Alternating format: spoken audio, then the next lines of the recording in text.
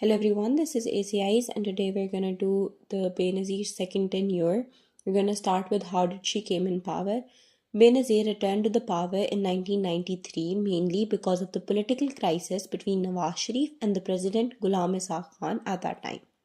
Their power struggle became so serious that the country could not function properly.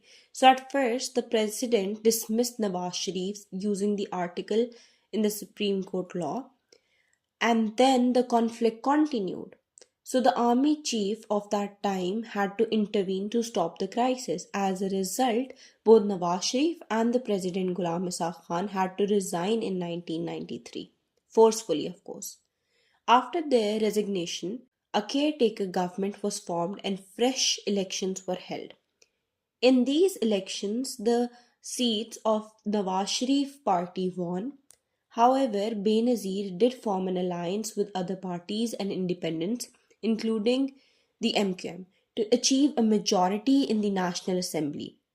With that, her party member Farooq Laghari was elected as the president, which strengthened her position more, and she became the prime minister for the second time in 1993.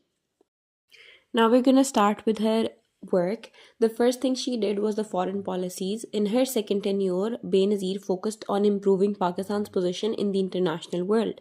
She strengthened the relations with the US, Iran, and new Central Asian states because she simply wanted Pakistan to have a stronger economy and strategic partners in the world.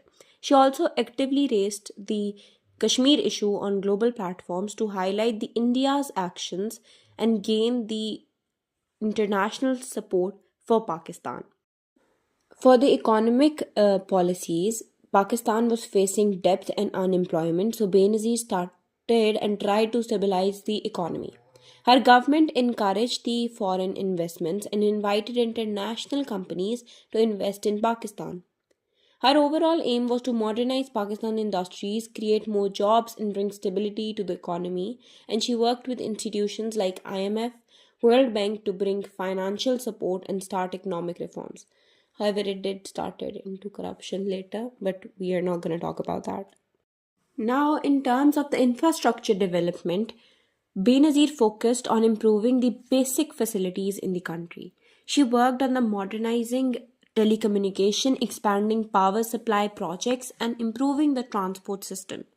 Her government encouraged the private sectors to take part in the building infrastructure because it could speed up the development and reduce the burden on the government.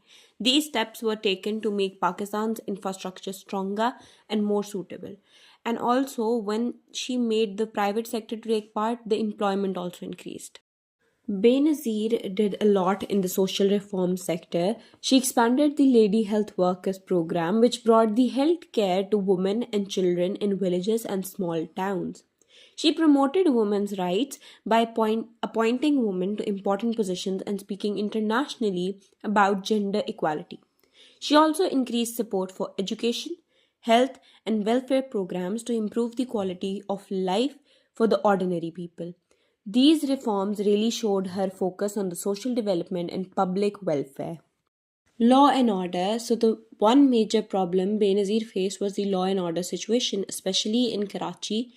There were high levels of violence, political crashes, and crime. Her government launched operations to control the situation, but the results were mixed. Instead of improving quickly, the instability continued, and this became a major criticism for her government. Another big issue was corruption accusations. Benazir Bhutto and her husband Asif Ali Zardari were accused by the opposition of the misuse of power and financial corruption. Whether the claims were true or politically motivated, they damaged her government's image and reduced the public trust. These allegations became one of the reasons used later to justify dismiss of her government. Economically, Pakistan was already struggling when Benazir came into power. There was rising debt, unemployment, and pressure on the IMF and World Bank.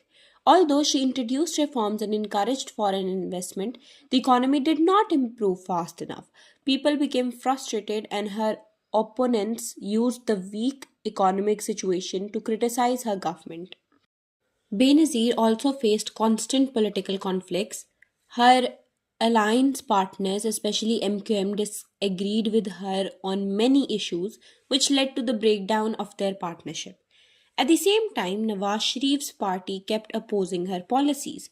These political tension made her government unstable and took away time and energy from solving the nation's problems. Benazir's second tenure ended in 1996 mainly because of the increasing political, economic, and administrative problems. By this time, her government was facing serious criticism from all sides.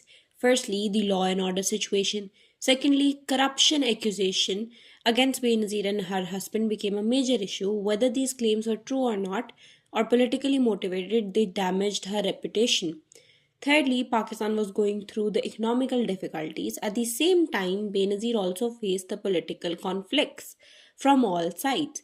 Because of all of these problems combined, President Farooq Leghari used his constitutional powers to dismiss the Benazir Bhutto's second tenure in 1996 November.